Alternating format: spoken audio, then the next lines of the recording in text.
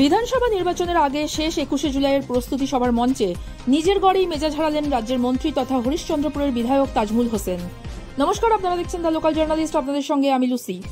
হরিশ্চন্দ্রপুরের বিধায়ক তথা মন্ত্রী তাজমুল হোসেনের সঙ্গে জেলার সাধারণ সম্পাদক তথা জেলা পরিষদ সদস্য বুলবুল খানের সংঘাত প্রকাশ্যে।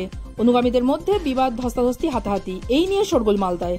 বিরোধীদের দাবি, রতুয়ার পরে এবার হরিশ্চন্দ্রপুর বিধানসভায় কে টিকিট পাবে তা নিয়েই কোন্দল। হরিশ্চন্দ্রপুর 2 নম্বর ব্লক অফিসের সদ্ভাব ভবনে ওই সভার আয়োজন করা হয়েছিল। সেই মঞ্চ থেকে সরাসরি তার পাশে বসা শাসক দলেরই জেলা পরিষদ সদস্য বুলবুল খানকে আক্রমণ করলেন মন্ত্রী তাজমুল। প্রথমে সভার ভিতরে ও পরে বাইরেও দুপক্ষের অনুগামীদের মধ্যে বচসা ও তা ধস্তাধস্তিতে গড়ায়। বিধানসভা ভোটের আগে জানিয়ে দলের অন্দরেই চর্চা শুরু হয়েছে। জেলা জুড়ে একের পর এক দলের দ্বন্দ্ব সামনে এসে পড়ায় অস্বস্তিতে পড়েছেন নেতৃত্ব। দলীয় সূত্রে জানা গিয়েছে, এদিন সদ্ভাব ভবনে বিধানসভা ভিত্তিক প্রস্তুতি সভায় মন্ত্রী ছাড়াও 2টি ব্লকের সমস্ত নেতারাই ছিলেন। সবার শেষ বক্তা ছিলেন মন্ত্রী। কি বক্তব্য ছিল তার, শুনুন। আমরা তো দেখেছি এই পঞ্চায়েতের সময় কে কিরকম নেতা হলো, কোথা থেকে হলো, কে কোথা থেকে টিকিট দিল, সেটা তো আমরা জানি। কাকে কখন মানুষ করলাম, আজকে হয়তো বড় বড় নেতা হতে পারে, কিন্তু সবাই যে আমরা মানুষ করে আমরা কারো হিংসা করি। আমি যখন বড় হয়েছি, আবার তুমি আসো না, তুমি বড় হও, তোমাকে বড় করার জন্য আমরা তো সবসময় আপনার চেষ্টা করতে পারছিল না। তোমাকে যখন কেউ টিকিট দিচ্ছিল না, তখন কত লড়াই করে এই আমি যে হিসেবে টিকিটটা করেছি, আজকে তোমাকে সে সময় করা উচিত। আজকে তুমি বড় বড় কথা বলতে পারো, কার উদ্দেশ্যে, কার জন্য তোমাকে আজকে যে পাঠিয়েছি, কি জন্য আজকে তুমি বড় বড় কথা বলছো, কার কারণে? আমরা যদি সেদিন তুমি টিকিটটা না দিতাম, যদি না করতাম, সেই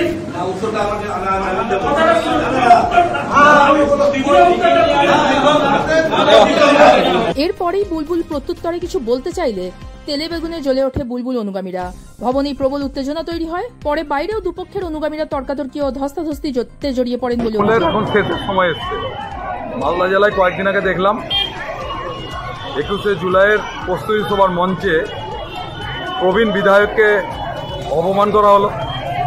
আজকে হরিশ্চন্দ্রপুরের বিধায়ক তিনি যেভাবে বলছেন তাতে মনে হচ্ছে তার টিকিটের নিশ্চয়তা নাই। তিনি মন্ত্রী, সারা তৃণমূলে একটা অনিশ্চয়তা চলছে। ওর ঘরে দোষটা পাচ্ছে, ওকে সন্দেহ করছে। তৃণমূলের শেষের সময় আগত হয়েছে, এটা আমরা বুঝতে পারছি। মানে বুলবুল খান তো নাম নিয়ে বলছে, নাম করে একবার এখানে তো সবাই সকলকে নাম করে। তৃণমূলের গোষ্ঠীদ্বন্দ্ব মালদা জেলায় সর্বজন বিদিত, এবং এটা বারে বারে প্রমাণ হচ্ছে যে হরিশ্চন্দ্রপুর সহ রতুয়া সমস্ত জায়গায় গোষ্ঠীদ্বন্দ্ব একটা ব্যাপক আকারে ছড়িয়ে পড়েছে। দেখুন, মন্ত্রী তো আমাকে আক্রমণ করছিল। আমি আমার যে নেতৃত্ব আছে তাদের কাছে আমি দাবি রেখেছি যে আমি মন্ত্রীর প্রশ্নের তো উত্তর দেবই। আর আমি চাইছি এর ন্যায্য বিচার হওয়া উচিত। না, ধস্তাধস্তি কোথাও নেই। কিছু ছেলে পেলে এসেছিল, আমি হাত জোর করে সবকে বুড়িয়ে দিয়েছি। কোনো ধস্তাধস্তি হয়নি, কোথাও কিছু হয়নি। আমি তার মানে পার্টির কাছে দাবি রেখেছি তার যেন ন্যায্য বিচার হয়। আমি কিছুই জানতে পারিনি মন্ত্রী আপাটা কেন যে হারালো আমি ঠিক বলতে পারবো না। প্রকাশ্য মিটিংয়ে বললো, আমি তো অত মূর্খ নই যে আমি প্রকাশ্য মিটিংয়ে কিছু বলবো। আমি ব্লক নেতৃত্ব ছিল, ব্লক প্রেসিডেন্টও ছিল, তাকে বললাম আমি যে সেটা বসা হোক আমাদের হরিশ্চন্দ্রপুর থানা নেতৃত্বকে নিয়ে। আর আমি যদি তার জবাব না দিতে পারি, তার উত্তর না দিতে পারি, বা আমার কোথাও যদি ভুল হয়ে থাকে, তার জন্য আমি যদি বা আমার ভুল হয়ে থাকে আমি এখান থেকে রিজাইন দিয়ে পার্টি ছেড়ে দেবো। অবশ্যই জানাবো। আমি বক্সি সাহেবকে ফোনও করেছিলাম, তো তিনি হয়তো মহরম খেলা নিয়ে ব্যস্ত আছে। আমি জেলা রাজ্যে জানাবো না কেন? এরকম প্রকাশ্য মিটিংয়ে কেন আমাকে হুমকি দেওয়া হবে? দেখুন, 21শে জুলাইয়ের মিটিং